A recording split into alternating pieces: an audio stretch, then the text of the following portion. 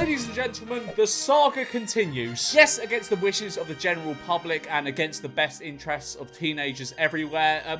Paul Breach, aka Snapshoteye, aka Beauty Beyond the Eye, aka Beauty Beyond the Eye, hey, got a lot of usernames, is still uploading. It's this man's dream to be a teen sensation, and at 43 years old, he isn't giving up just yet. If Jamie Vardy can go pro in football at the age of 25, what's stopping Paul from achieving his big dream? The ever-expanding Paul Breach universe just keeps giving, so it's about time we caught up with our mate Paul. And have a look at some of the shenanigans we've missed over the last 3 months, and I was so convinced in my last video that I had said all I needed to say and I would not need to make another follow-up video. I swear, so much has happened in this man's life, it feels like it's been ages. 3 months must be like 2 years in Paul Breach years, and that explains why he still acts about 15 at the age of 43. Anyway, from Feetgate to falling off, let's get right back into it. Now, since we last caught up with Mr. Breach, he's just been posting his feet all over TikTok for some reason. Yummy, yummy. Genuinely, like, what is the aim here? What is he doing? What is his motive behind this? Did he think we wouldn't pick up on the sudden socklessness? Or was he fed up of the declining TikTok views and thought, what platform have I not quite nailed yet? WikiFeet. What is his WikiFeet rating? Because I can only imagine at this point he's gunning for the approval of the WikiFeet community. It is 1.03 out of 5. That is absolutely woeful in comparison to my 4.98.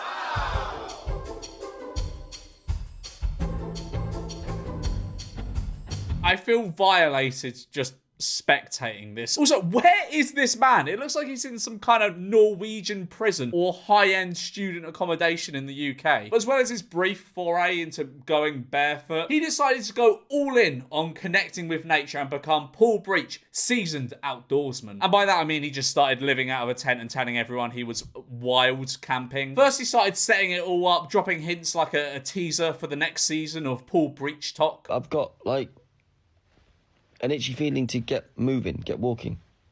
I feel worse when I'm on my own or whatever, when I'm in a building. I feel really, really bad. Then next thing we know, he's just camping 24/7, far from the heights of his career where he was staying in probably every Premier Inn ever constructed back when I was doing my last video on him. He is now settled in your local park. Like, he's clearly just homeless, and there's no judgment for that at all. But it's just a bit mad that he was trying to keep up this weird pretense that he's suddenly taken to the outdoors like he's Bear Grylls or something. It's fucking gale force wind outside and this guy's just doing TikTok dances like nothing's wrong. Also, why on earth is he suddenly orange? What a lovely bronzed up god you are, Paul. Like an oiled up Spartan warrior, like a recreation grounds answer to Tarzan. Like, imagine going for a blustery walk in the park and you're walking past a bush near the children's play area and you hear the muffled audio of Flowers by Miley Cyrus and you think to yourself, that's odd. Why is there muffled audio of Flowers by Miley Cyrus coming from that bush over there? And you go to investigate further and you find Paul Breach sat in his tent doing TikTok dances. But it seems as though now he's just admitted that he's not on some camping kick, which,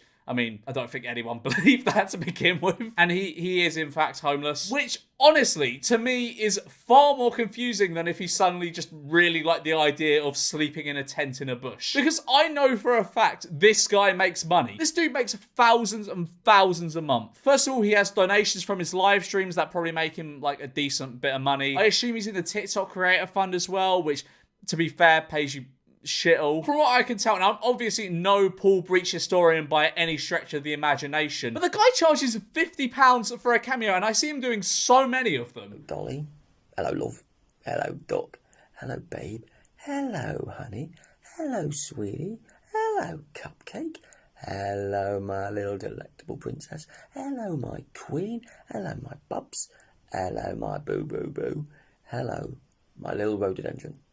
He's at least doing like 3 or 4 a day. At least making him around like 150 to 200 pounds. Obviously Cameo take their cut, but like he still makes money. And I'm like lowballing this estimate massively. Being realistic, he probably gets like 5+ requests a day. So he's making like a decent bit of money from this source alone. So if this guy is really homeless and there's no other living options than living in a tent in a park, he must be fucking catastrophic at money management. I don't understand where the money from the cameo is going. I can only imagine it goes into his account, he goes to an ATM to pull it out, and then he sets it on fire. So from outdoorsman to bronze god, I like to think this was the start of Paul entering his Chad era. And soon after, it really started to show.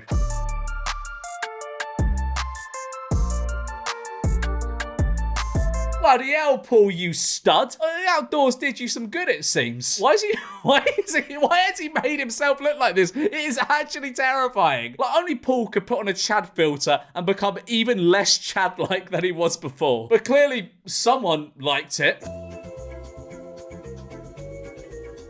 So there are two possibilities here. One, Paul has bagged himself a woman that fucking loves Wotsits, or he stuck some glue on nails onto a carrot. Like, I'll let you decide which is more probable. I love your nails. Oh my god. I don't know how you do those nails, you gorgeous specimen. What in the primary school is going on here? What kind of couple sits there on a weekend and just starts writing each other love notes on random pieces of card, then starts sticking them on their face? This man has not evolved since the age of 11. But I also I love your nails. How did you do those nails? I don't know how you do those nails, you gorgeous specimen. Anyway, I've noticed a pattern with Paul's TikTok. First, he starts to fall off. This guy was pulling a consistent 20k viewers on his lives. Now he's down to less than 600. Of course, being one not to easily accept defeat, Paul started blaming the algorithm. The live system at the moment is all messed up as it is for every creator. It's not the same. It doesn't push your live out. Now, Paul, have you considered that people maybe have just stopped caring about some 40-year-old, 11-year-old who just replies to phantom comments? I'm sick and tired of seeing my life be dictated by a stranger on the internet that I should have to open up to and discuss my life. No, I'm probably just being silly. It's got to be the algorithm. To be fair, right, it would be understandable if TikTok did suppress his account. So first the fall off, and then he starts dressing up. Like, look at this clip from 13th of April. His views have gone down to around 500k on average per vid. And then all of a sudden, boom!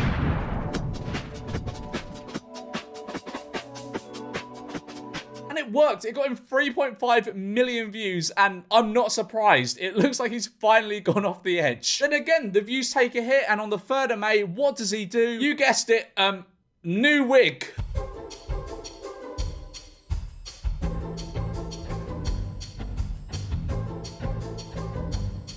What the fuck? And the fact he's still trying to be a sexy first trap while he's dressed as someone's nan. Alright, I'm gonna have to interject here, otherwise I'll get copyright claim, but this is a full-on musical with his two famous characters, woman and old woman. It is incredible. It is a masterpiece. Like this video and subscribe if you want to see this turned into a musical. I have excellent connections in the music industry. I'm friends with James Marriott. And I've met Randolph before, so I don't see why we can't get this made. So, you are now caught up on the Paul Breach saga. I'm sorry.